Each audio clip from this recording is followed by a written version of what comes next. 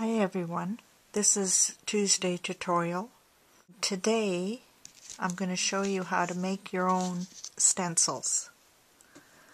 This I made from a real feather, and I probably would have drawn around this in pen or pencil.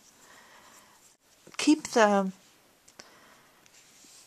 whatever you cut out, because you can use it for, I'm never sure if it's a negative space or a positive space.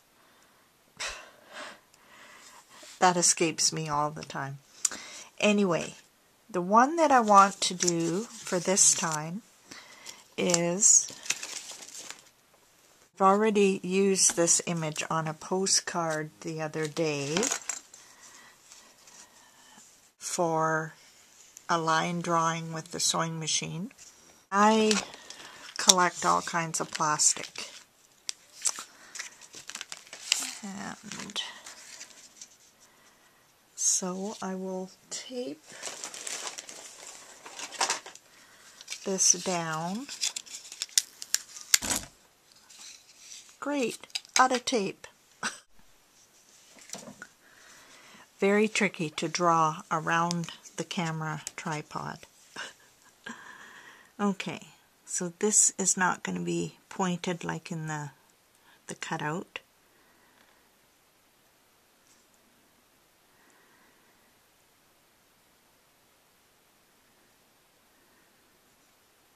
And you will notice here that I'm not following the lines that are on the paper. I redrew it and cut it out, so I'm going by the cutout because I like how the cutout came.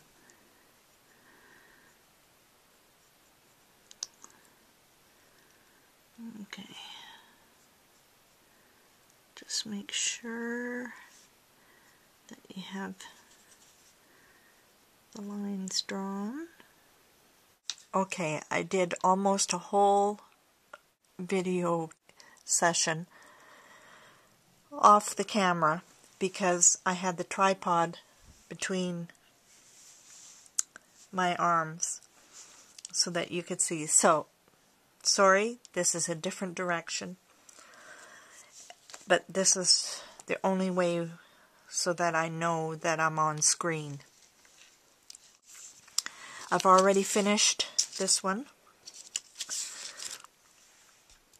and you'll see later on in the way I'm putting the video, I'll show you how I even sponge paint onto a piece of paper with it.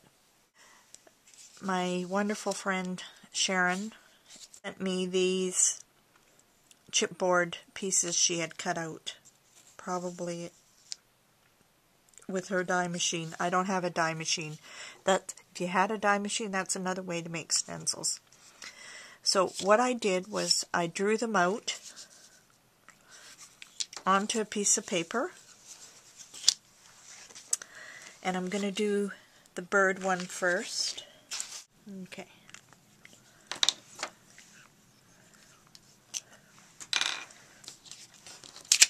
So I like having the stencil plastic loose, but that could be just me. Once you do a few, you'll find a way that works for you. Oops. And I moved the plastic so that I don't have to move the cutter very much, except when I get to the corners. And that might be a problem there because that's pretty close to the edge. Just when I stencil, I'll have to watch out and not go over the edge very much.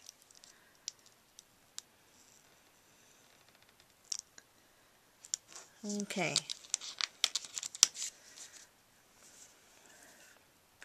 And it seems a little choppy there, so I'll round these because I might want to use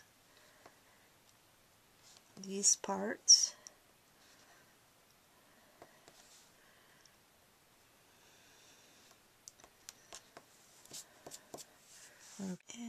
fix these up. Tape this down so it doesn't move that part right there, because I want to smooth this out. And hopefully my finger isn't in the way.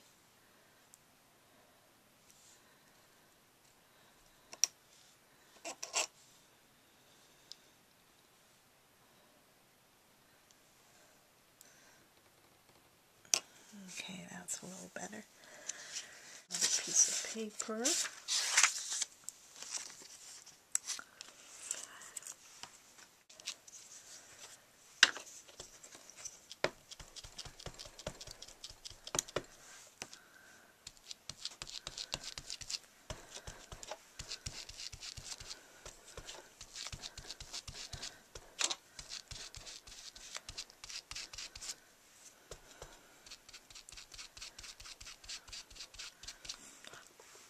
So as you can see, I would have to put a piece of tape there so that it wouldn't go over the edge if this was a real paper that I didn't want.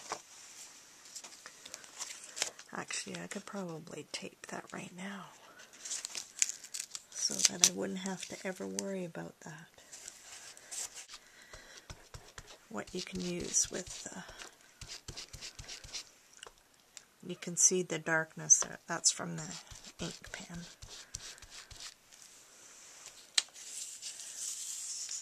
Carefully turn it.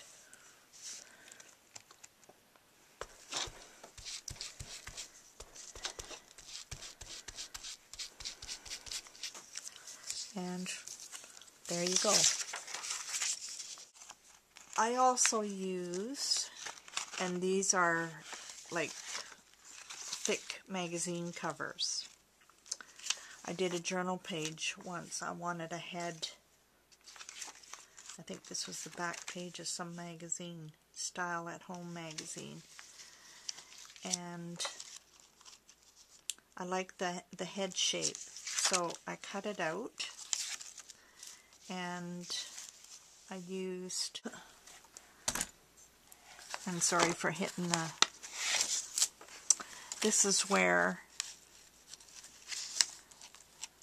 I put it, and then sponged black paint all over the page. This had tissue paper on it, so it's got texture. So I'll keep this because I might want to do around it.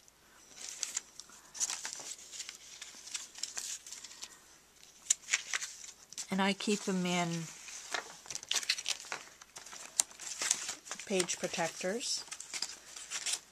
You want to get an even coat onto there. And you hold or tape down your stencil, and you just sponge it down, refill,